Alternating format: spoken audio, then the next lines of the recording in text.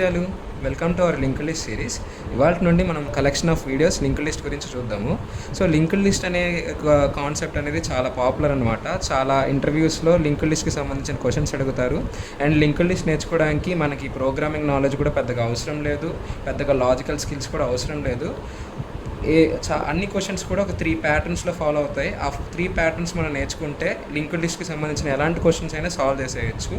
So ఈ 3 patterns నేర్చుకోవాలంటే మనకి లింక్డ్ లిస్ట్కి సంబంధించి కొన్ని ఫండమెంటల్ కాన్సెప్ట్స్ తెలియాలి. ఆ ఫండమెంటల్ కాన్సెప్ట్స్ వచ్చేసరికి ఈ వీడియోస్లో కవర్ చేద్దాము. ఇంకా స్టార్ట్ చేస్తే ఫస్ట్ మనం వాట్ ఈస్ లింక్డ్ లిస్ట్కి వస్తే, సో లింక్డ్ లిస్ట్ అంటే ఏంటి అని ఎవరైనా మిమ్మల్ని అడిగితే, సో ఫస్ట్ మీ రెస్పాన్స్ ఉండాల్సింది లింక్డ్ లిస్ట్ అంటే అదొక data structure. So data structure అంటే ఏంటంటే, డేటా స్ట్రక్చర్ అంటే ఒక డేటాని మన దగ్గర ఉన్న డేటాని ఆర్గనైజ్ చేసుకునే ఒక మెథడ్. అంటే ఇప్పుడు ఫర్ ఎగ్జాంపుల్ నా దగ్గర ఒక 100 స్టూడెంట్స్ మార్క్స్ ఉన్నాయనుకోండి, ఓకేనా. మన దగ్గర ఉన్న డేటాని మనం ఎలా స్టోర్ చేసుకుంటాం అనే ఒక వేని డేటా స్ట్రక్చర్ అని పిలుస్తాం. సో లింక్డ్ లిస్ట్ అనేది one of the popular data structures. ఇంకా లింక్డ్ లిస్ట్ లాగా మనకి అరేస్ కానీ, గ్రాఫ్స్ కానీ, ట్రీస్ కానీ కూడా డేటా స్ట్రక్చర్సే వే. నెక్స్ట్ లింక్డ్ లిస్ట్లో డేటా ఎలా స్టోర్ అవుతుంది అంటే, ఇప్పుడు మనకి వేరే వేరే డేటా స్ట్రక్చర్స్ ఉన్నాయి కదా, అరేస్ అలా ట్రీస్ ఉన్నాయి కదా. సో లింక్డ్ లిస్ట్లో డేటా ఎలా స్టోర్ అవుతుందంటే, లింక్డ్ లిస్ట్లో డేటా అనేది కలెక్షన్ ఆఫ్ నోట్స్లా స్టోర్ అవుతుంది.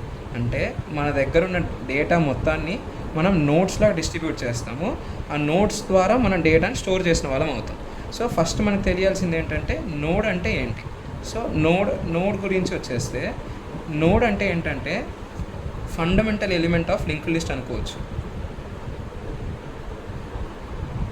అంటే ఇప్పుడు మనం ఒక ఇల్లు తీసుకుందాం అనుకోండి, ఇల్లు తీసుకుంటే ఇంటిలో ఫండమెంటల్ ఎలిమెంట్ ఏంటంటే ఒక ఇటుక అని చెప్తాం. అలాగే ఒక లింక్డ్ లిస్ట్ తీసుకుంటే ఆ లింక్డ్ లిస్ట్లో ఫండమెంటల్ ఎలిమెంట్ అనేది ఒక నోడ్ అని చెప్పుకోవచ్చు.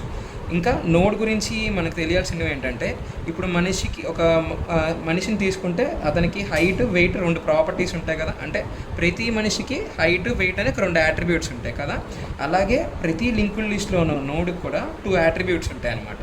ఫస్ట్ యాట్రిబ్యూట్ వచ్చేసరికి ఆ నోడ్కి సంబంధించిన డేటా. అంటే ఇప్పుడు మనం ప్రతి నోడ్ని డేటా స్టోర్ చేసుకోవడానికి కదా వాడుతుంది. ఆ నోడ్ తన వంతుగా తను స్టోర్ చేసుకునే డేటా ఉంచుకుంటుంది. ప్లస్ ఆ తర్వాత ప్రతి నోడ్ కూడా ఏం చేస్తుందంటే, తన తర్వాత వచ్చే నోడ్ ఉంటుంది కదా, అంటే ఇంకొక నోడ్ ఉంటుంది కదా, ఆ నోడ్కి సంబంధించిన అడ్రస్ని స్టోర్ చేసుకుంటుంది. అడ్రస్ అంటే ఇక్కడ కంప్యూటర్లో ఈ నోడ్ ఎక్కడో చోట సేవ్ అవుతుంది కదా. మన కంప్యూటర్లో ఏం చేసినా అది ఎక్కడో చోట సేవ్ అవ్వాలి కదా. ఈ నోడ్ ఎక్కడైతే సేవ్ అవుతుందో, అంటే దీని తర్వాత వచ్చే నోడ్ ఎక్కడ సేవ్ అవుతుందో ఆ అడ్రస్ని ఇక్కడ స్టోర్ చేసుకుంటుంది అనమాట. అంటే మనం ఇంకా ఎలాబొరేట్ చేస్తే, ఫర్ ఎగ్జాంపుల్ ఒక క్లాస్ ఉందనుకోండి, ఆ క్లాస్లో రోల్ నెంబర్ 1కి 25 మార్క్స్ వచ్చింది అనుకుందాం, రోల్ నెంబర్ 2కి సపోజ్ 30 మార్క్స్ వచ్చింది అనుకుంటే, సో ఇప్పుడు మనం అంటే ఇలాగ 30 స్టూడెంట్స్ ఉన్నారు అనుకుందాం. రోల్ నెంబర్ 30కి వచ్చేసరికి 17 మార్క్స్ వచ్చినాయి అనుకుంటే, ఈ ఎంటైర్ డేటాని నేను లింక్డ్ లిస్ట్లో రిప్రజెంట్ చేస్తే, సో నా ఒక్కొక్క నోడ్ అనేది ఏం చేస్తుంది అంటే డేటా ఫీల్డ్లో స్టూడెంట్కి వచ్చిన మార్క్స్, అంటే ఫర్ ఎగ్జాంపుల్ ఇది రోల్ నెంబర్ 1కి సంబంధించిన నోడ్ అనుకుంటే, సో రోల్ నెంబర్ 1కి సంబంధించిన నోడ్ ఎక్కడో చోట మెమరీలో స్టోర్ అవుతుంది. ఫర్ ఎగ్జాంపుల్ మెమరీలో స్టోర్ అయిన లొకేషన్ వచ్చేసరికి 170 అనుకుందాం. సో రోల్ నెంబర్ 1 డేటా వచ్చేసరికి 25 మార్క్స్ కాబట్టి 25. అండ్ రోల్ నెంబర్ 2కి సంబంధించి కూడా ఏదో ఒక నోడ్ ఉంటుంది కదా, రోల్ నెంబర్ 2 డేటా స్టోర్ చేసుకునే నోడ్ ఉంటుంది కదా. సపోజ్ అదొక 500 అనే లొకేషన్లో ఉంటే, సో రోల్ నెంబర్ 1కి సంబంధించిన నోడ్ ఏంటంటే రోల్ నెంబర్ 2కి సంబంధించిన నోడ్ ఏ లొకేషన్లో ఉందో ఆ అడ్రస్ని స్టోర్ చేసుకుంటుంది అనమాట. సో ఇది వచ్చేసరికి డేటా, ఇది వచ్చేసరికి నెక్స్ట్ నోడ్ అడ్రస్. ఇలా ప్రతి నోడ్ కూడా తన అడ్రస్ ఫీల్డ్లో ఏం మెయింటైన్ చేస్తుంది అంటే, తన తర్వాత వచ్చే నోడ్ అడ్రస్ని మెయింటైన్ చేస్తుంది అన్నమాట. అలాగా ఇప్పుడు రోల్ నెంబర్ 2 ఏం చేస్తాడు, రోల్ నెంబర్ 2 వచ్చేసరికి రోల్ నెంబర్ 3 500 అనే లొకేషన్లో ఉన్న నోడ్ అయితే 500ని ఇక్కడ స్టోర్ చేసుకుంటుంది అనమాట. ఇలా డేటాని మన దగ్గర ఉన్న డేటా అంటే మన క్లాస్లో ఉన్న మార్క్స్ని మనం ఇలా లింక్డ్ లిస్ట్ లాగా రిప్రజెంట్ చేయొచ్చు అనమాట. నెక్స్ట్ ఇలాగా, సో అందుకని మన లింక్డ్ లిస్ట్ ఏమని చెప్తామంటే కలెక్షన్ ఆఫ్ నోట్స్.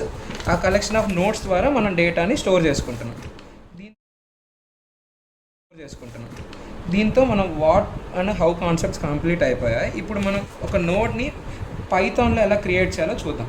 ఇప్పుడు మన నోడ్కి ఉండాల్సిన ప్రాపర్టీస్ చూసుకుంటే, నోడ్కి ఉండాల్సిన ప్రాపర్టీస్ వచ్చేసరికి 2 ప్రాపర్టీస్ అనుకున్నాం.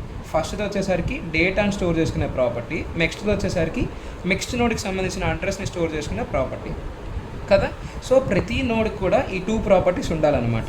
ఇలాగ 2 ప్రాపర్టీస్ ఉండే ఒక డేటా స్ట్రక్చర్ కూడా మనకు పైథాన్లో అయితే అవైలబుల్గా లేదు. సో ఇలాగా మనకి కస్టమ్ రిక్వైర్మెంట్స్ ఉంటాయి. అంటే మన అవసరానికి తగ్గట్టు మనకి రిక్వైర్మెంట్స్ ఉన్నప్పుడు మనం ఏం చేస్తామంటే పైథాన్లో క్లాసెస్ వాడి మనకు కావాల్సిన డేటా స్ట్రక్చర్ని క్రియేట్ చేసుకుంటాం. అంటే ఇప్పుడు మనకి నోడ్ అంటే ఏంటి, నోడ్కి డేటా అడ్రస్ అనే 2 యాట్రిబ్యూట్స్ ఉండే ఒక డేటా టైప్ కావాలి. మనకు ఆ డేటా టైప్ లేదు కాబట్టి మనం పైథాన్లో క్లాసెస్ని వాడి మనం ఒక నోడ్ని క్రియేట్ చేసుకుంటాం. అది ఎలాగంటే మనం ఒక క్లాస్ని డిఫైన్ చేసుకుంటాం. నోడ్ క్లాస్ అనుకుందాం సపోజ్. దాని కన్స్ట్రక్టర్ అంటే ఏంటంటే ఒకవేళ ఆబ్జెక్ట్ క్రియేట్ చేస్తే అది ఎగ్జిక్యూట్ అవుతుంది అనమాట. ఇప్పుడు మనకేం కావాలి, ప్రతి నోడ్కి డేటా అనే ఒక యాట్రిబ్యూట్ కావాలి, నెక్స్ట్ అడ్రస్ అనే కాంట్రిబ్యూట్ కావాలి కదా. అడ్రస్నే పాపులర్గా అందరూ నెక్స్ట్ అంటారు. ఇలా నెక్స్ట్ అనుకుంటే డేటా అడ్రస్ని స్టోర్ చేసుకోవాలి కాబట్టి మనం ఇక్కడ కన్స్ట్రక్టర్ కాబట్టి సెల్ఫ్ రాస్తాము. ఇక్కడ సెల్ఫ్ డాట్ డేటా అంటే ఇప్పుడు ఒకవేళ మనం ఒక నోడ్ క్లాస్కి అంటే మనం ఒక నోడ్ని క్రియేట్ చేస్తే ఈ క్లాస్కి సంబంధించిన ఒక ఆబ్జెక్ట్ క్రియేట్ అవుద్ది. సో ఆబ్జెక్ట్ క్రియేట్ చేసినప్పుడు ఆటోమేటిక్గా కన్స్ట్రక్టర్ ఇన్వోక్ అవుద్ది. కన్స్ట్రక్టర్ ఇన్వోక్ అయ్యగానే సో ఒక 2 ఫీల్డ్స్ ఉండే ఒక ఆబ్జెక్ట్ క్రియేట్ అవుద్ది అనమాట. సో ఫస్ట్ ఫీల్డ్ వచ్చేసరికి డేటాగా పనిచేస్తుంది, నెక్స్ట్ ఫీల్డ్ వచ్చేసరికి నెక్స్ట్ పాయింటర్ లాగా అంటే నెక్స్ట్ నోడ్ అడ్రస్ని స్టోర్ చేసుకోవడానికి యూజ్ అవుద్ది అనమాట. ఇలాగా మనం పైథాన్లో నోడ్స్ అనే కాన్సెప్ట్ని క్లాసెస్ ద్వారా ఇంప్లిమెంట్ చేసుకోవచ్చు. ఇలా క్లాసెస్ వాడి ఒక యాట్రిబ్యూట్ ఏమో డేటాను స్టోర్ చేసుకోవడానికి వాడతాము, ఇంకొక యాట్రిబ్యూట్ ఏమో నెక్స్ట్ ఫీల్డ్ని స్టోర్ చేసుకోవడానికి వాడతాం, అంటే నెక్స్ట్ పాయింటర్ అడ్రస్ని స్టోర్ చేసుకోవడానికి వాడతాము. ఇప్పుడు ఈ కాన్సెప్ట్ అంతా మనం ప్రోగ్రామాటికల్గా ఎలా ఇంప్లిమెంట్ చేయాలో చూద్దాం.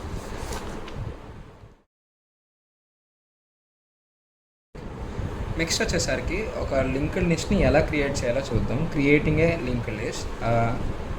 లింక్డ్ లిస్ట్కి వచ్చేసరికి ఒక ఎగ్జాంపుల్ సినారియో తీసుకొని ఆ ఎగ్జాంపుల్ సినారియోకి లింక్డ్ లిస్ట్ని ఎలా క్రియేట్ చేయాలో చూద్దాం. సో ఫస్ట్ స్టూడెంట్ ఏ ఉన్నాడు. ఆ స్టూడెంట్ ఏకి వచ్చేసరికి మార్క్స్ చూసుకుంటే 30 మార్క్స్ వచ్చాయి అనుకుందాం. స్టూడెంట్ బీకి వచ్చేసరికి 25 మార్క్స్, స్టూడెంట్ సికి వచ్చేసరికి 17 మార్క్స్ అనుకుందాం. సో ఈ త్రీ స్టూడెంట్స్ డేటాని నేను ఒక లింక్డ్ లిస్ట్ ఎలా క్రియేట్ చేయాలో చూసుకుందాం. సో ఫస్ట్ వచ్చేసరికి ఇందాక మనం చూసినట్టే ఇప్పుడు మనం ఏమనుకుంటున్నామంటే ఈచ్ స్టూడెంట్ కోసం ఒక నోడ్ క్రియేట్ చేసుకుంటాం. సో 3 స్టూడెంట్స్ డేటా కోసం 3 నోడ్స్ కావాలి మనకి. ఇందాక మనం చూసాం కదా. సో నోడ్ని ఎలా క్రియేట్ చేసుకుంటామంటే నోడ్ క్లాస్కి ఒక ఆబ్జెక్ట్ క్రియేట్ చేస్తాం. సో ఫర్ ఎగ్జాంపుల్ ఈ స్టూడెంట్ డేటా స్టోర్ చేయడం కోసం నేనేం చేస్తానంటే నోడ్ క్లాస్కి ఒక ఆబ్జెక్ట్ క్రియేట్ చేస్తాను. నోడ్ క్లాస్కి ఆబ్జెక్ట్ క్రియేట్ చేసేటప్పుడు కన్స్ట్రక్టర్కి తన మార్క్స్ పాస్ చేస్తాను. అలా మార్క్స్ పాస్ చేయడం వల్ల సో అక్కడ ఏమవుతుందంటే సమ్ లొకేషన్లో 395 అనే లొకేషన్ లోపల ఒక నోడ్ అనే ఒక ఆబ్జెక్ట్ క్రియేట్ అవుద్ది. ఆ నోడ్ అనే ఆబ్జెక్ట్లో ఇక్కడ 30 అనే వాల్యూ కాస్త డేటా ఫీల్డ్లో ఇన్సర్ట్ అవుద్ది. అండ్ అడ్రస్ ఫీల్డ్లో వచ్చేసరికి నేను డిఫాల్ట్గా ఇక్కడ నన్ అనుకుంటున్నా కాబట్టి సో నన్ ఉంటుంది అనమాట. ఇలా రాయడం వల్ల సో ఏ అనే స్టూడెంట్కి సంబంధించిన నోడ్ క్రియేట్ అయిపోయింది. సేమ్ ఇదే టాస్క్ మనం బీకి సికి రిపీట్ చేస్తే సికి వచ్చేసరికి నోడ్ ఆఫ్ 17 అనుకుంటే ఇలాగా 17 నన్ వస్తుంది.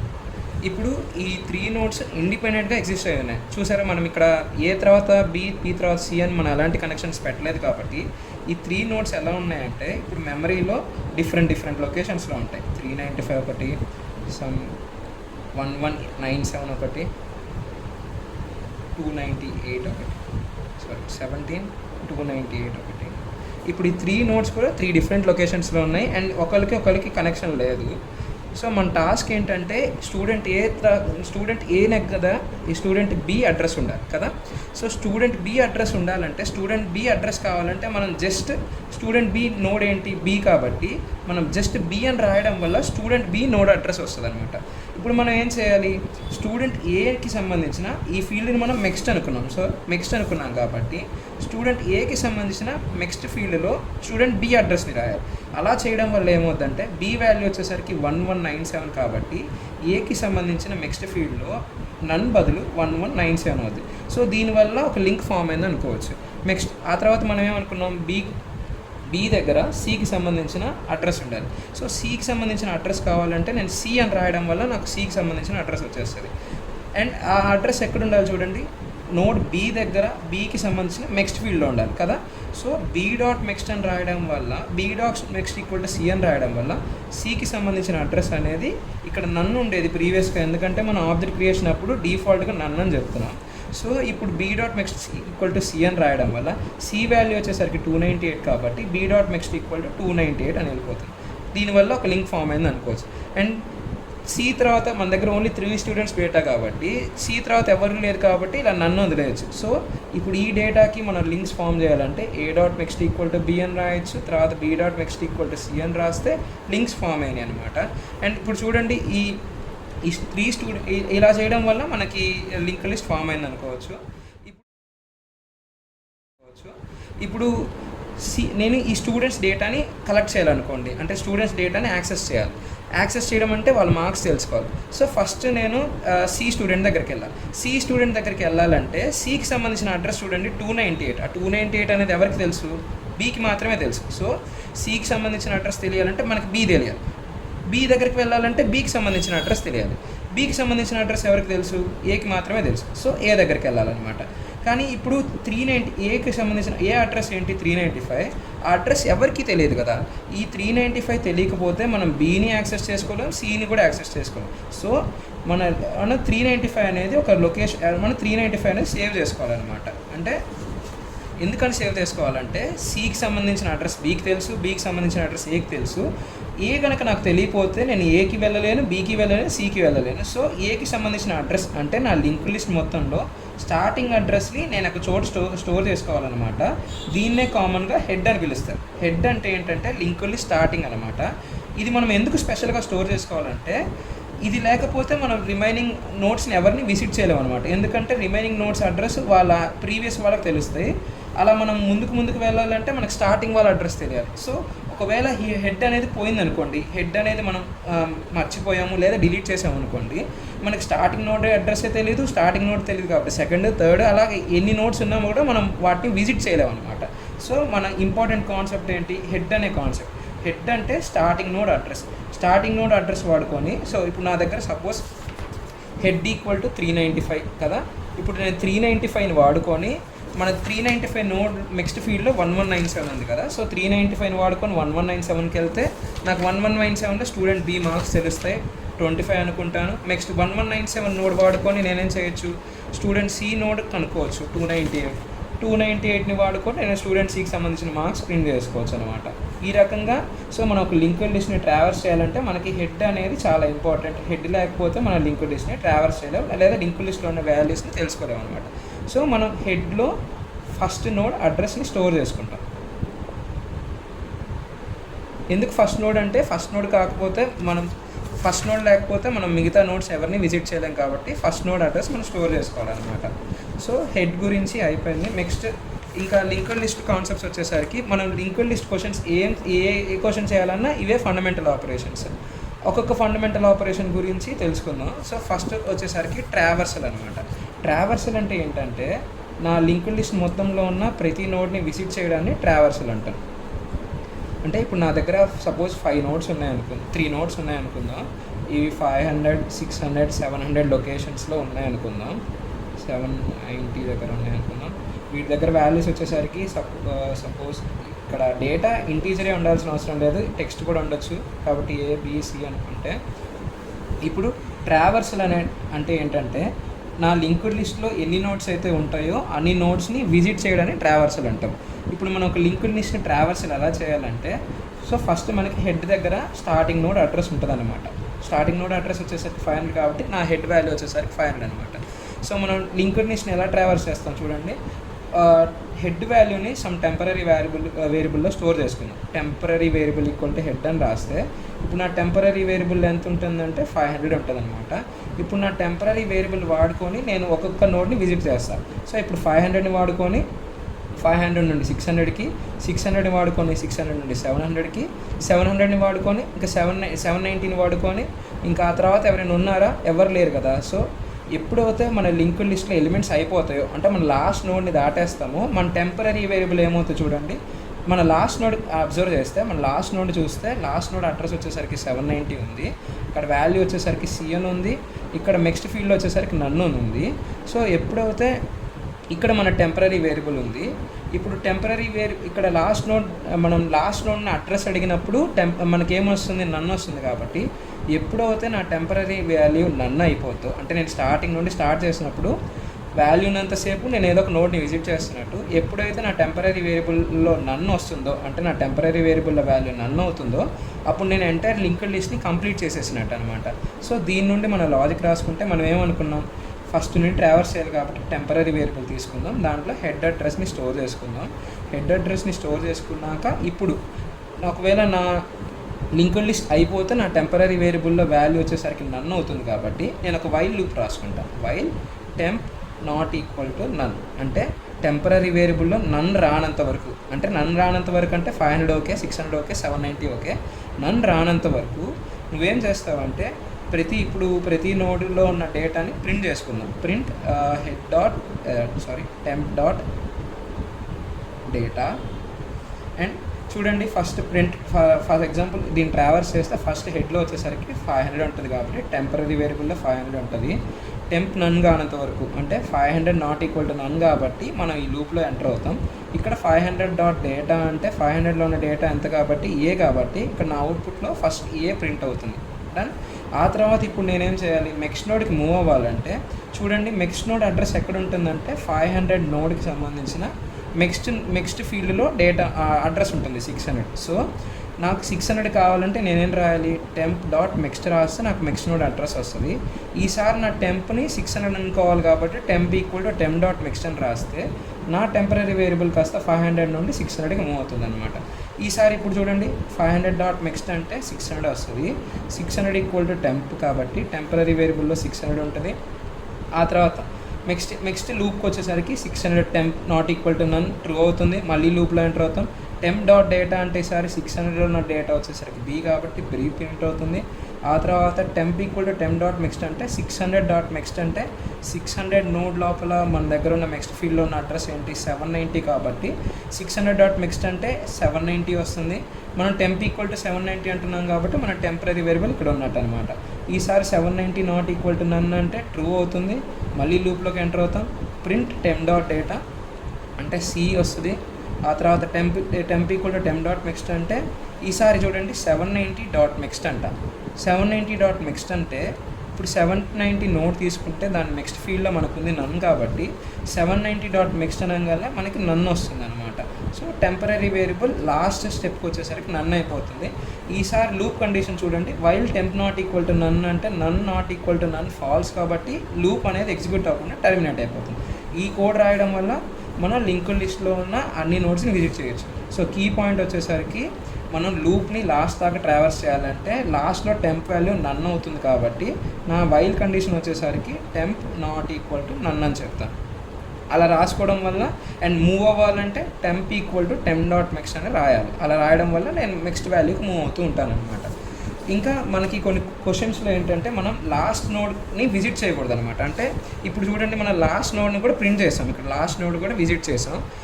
లాస్ట్ నోడ్ని విజిట్ చేయకుండా ఉండాల్సి వస్తుంది, లేదా కొన్ని క్వశ్చన్స్లో లాస్ట్ బట్ వన్ నోడ్ని విజిట్ చేయకుండా ఉండాల్సి వస్తుంది.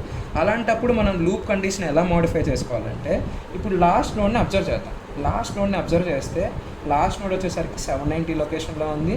దాని డేటా వచ్చేసరికి సి. ఆ తర్వాత ఇక్కడ నన్ ఫీల్డ్లో నెక్స్ట్ ఫీల్డ్లో నన్ ఉంది కదా. ఇప్పుడు మనం అబ్జర్వ్ చేసిన ప్రాపర్టీ ఏంటంటే లాస్ట్ నోడ్కి మనం నెక్స్ట్ ఫీల్డ్ చూసుకుంటే మనకి నన్ను ఉంటుంది అనమాట కదా. సో ఇప్పుడు నా వైల్ కండిషన్ ఇది రాస్తే సరిపోద్ది కదా. వైల్ టెంపరరీ డాట్ నెక్స్ట్ అంటే లాస్ట్ నోడ్కి ఎలాగో నన్ అవుతుంది కాబట్టి లాస్ట్ నోడ్ కండిషన్ మీట్ అవునంత వరకు, అంటే temporary dot next not equal to none వరకు లూప్లో ట్రావర్స్ చేయాలి.